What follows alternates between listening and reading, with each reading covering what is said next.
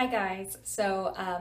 Recently I got a request for a transitioner update, and I figured I probably am overdue for an update since it's winding down, getting to the end of my transition. Right now I am 21 months post relaxer. My last relaxer was November 27th of 2012. I've been going pretty strong. I set a goal in the beginning for stretching my relaxer for 6 months that turned into transitioning for 1 year, and then after a year I think I could do another one, so I plan on cutting off the relaxed ends at 24 months. The problem with that is the way my hair grows. It might be kind of easy to tell in the videos, but it grows fastest in the back, and the texture is also looser in the back, so when I do certain styles and I have really tight curls, usually like a crayon set or straw set. Okay, so maybe it doesn't look like a mullet, but I still think it's a funny shape. I'm not a huge fan. It's the front layers, the top layers get really short, and then the back not so much because it just grows faster. So it kind of looks like a mullet. So I think I'm toying with the idea of cutting off the relaxed ends, but still keeping a good shape. So that might mean I keep a couple relaxed ends near the top just to get a good shape, because the way it looks right now, I really like the shape. And I think that has to do with the way I set it. I used smaller flexi rods in the back and slightly larger ones in the front. That way the hair will hang in a certain way. I don't know. A friend of mine told me I should probably go to a professional to get it cut instead of cutting it myself at home, which I think would be really fun to cut it myself at home, but then I might not know what I'm doing, and I don't know. It's coming up in November, so I guess I got a little bit of time to figure out what I'm gonna do. But yeah, with my hair, I'm loving seeing the growth. I'm loving my texture. Not quite sure what the texture is. It's much tighter right here in the crown, most resistant, the part that needs the most love and affection. And then the edges in the back are looser in texture. So the loose part starts near the edges. As I get farther up to the crown, the texture tightens up. If you guys have any ideas of what my hair texture is, feel free to put that in the comments below. I don't know if I'm concerned so much with the texture or the hair type so much as I am how to care for it. The top of my head, I feel like, is my problem area. You can't tell right now, but in my last video when I did my flat twist out, I discovered some breakage there, and I get most frustrated detangling that section of my hair, and I know it's terrible to admit, but I'm not always as gentle as I should be because I get so frustrated. So I think I'm gonna have to start one update. I'm gonna start doing everything from the crown on. That way I detangle the crown first, I style the crown first, because by the time I get there, after I do the rest of my hair, I get really tired, and that's probably why I'm not as patient with it. And poor hair, I need to be nice to my hair.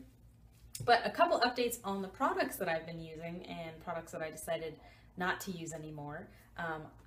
You guys might remember that I said I thought I had dandruff and a really itchy scalp. My scalp was flaking, and I thought, well, I'll just use different products. And I've always loved Aveeno products.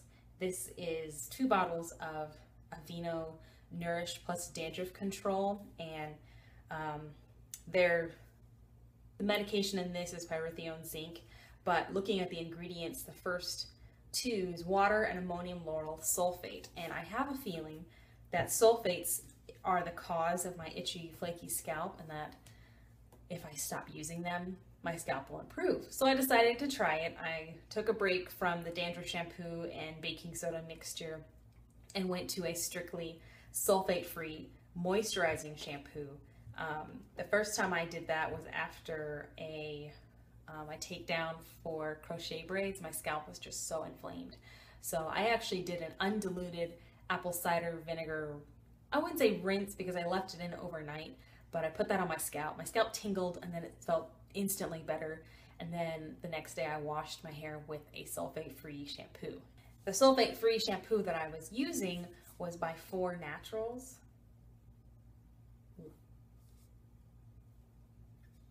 4 Naturals. And I actually liked the results with this one. It was very true to its name. It was a detangling shampoo. It's empty now. The only thing I didn't like about it was how runny it was. Like, I feel like if it was a little thicker, I wouldn't have wasted so much. So, some of it fell on the floor in the shower and it was just really runny. But it was made with really good ingredients and it was sulfate free, and it worked really well with the apple cider vinegar. I did the ACV, undiluted ACV rinse twice.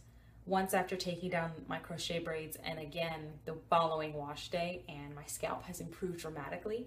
Now it only itches if there's buildup and I need to wash my hair. It hasn't been flaking. It's improved tremendously, and I think it's because I've been taking care of it. But I don't think I will ever move away from shampoos. As long as they're gentle shampoos, I think it works. And now I've been using Shea Moisture's the raw Shea Better line. I've been using the moisturizing shampoo, and that works really well. It's also a little runny, and it might just be because there's no sulfates in it, but I've been using that most recently, and it works a ton better than the Aveeno did. And I'm sad to say that I couldn't use it because I've always loved Aveeno products, but I think sulfates are the real culprit for my scalp issues, and I think that'll help a lot with my hair growth journey. I've been using 4 Naturals products as well. I've used the conditioner a little bit. I'm not too crazy about it because I have other conditioners. It says it's a detangling conditioner and it didn't work that well for me. And then there's the Reconstructor. It's kind of like a deep treatment, protein treatment kind of thing. I don't know. Yeah, I think it's a protein treatment kind of thing, and it works when I use it with heat. If I don't use heat, then I don't see any results, but I haven't used it a ton just because most of my hair is natural, so I don't need a ton of protein like I did when I was relaxed. And one product I used most recently was the 4 Naturals Curl Craze Lotion, and I've been using these products because I got them at an expo and I wanted to see how they work. I'm not a huge fan of this. It's just so thick, it's really hard to get out of the bottle, and that's probably the shea butter, which is the 3rd ingredient on here, but maybe it just doesn't work for what I used it for. Maybe I'll give it another try.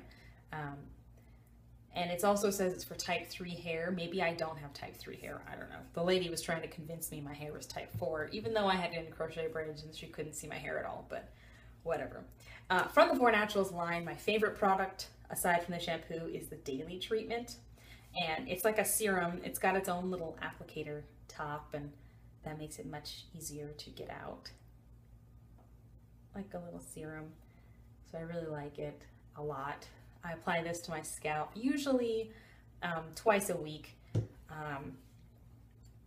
I tried doing a castor oil summer challenge, and it just doesn't work very well for my hair because my strands are really fine.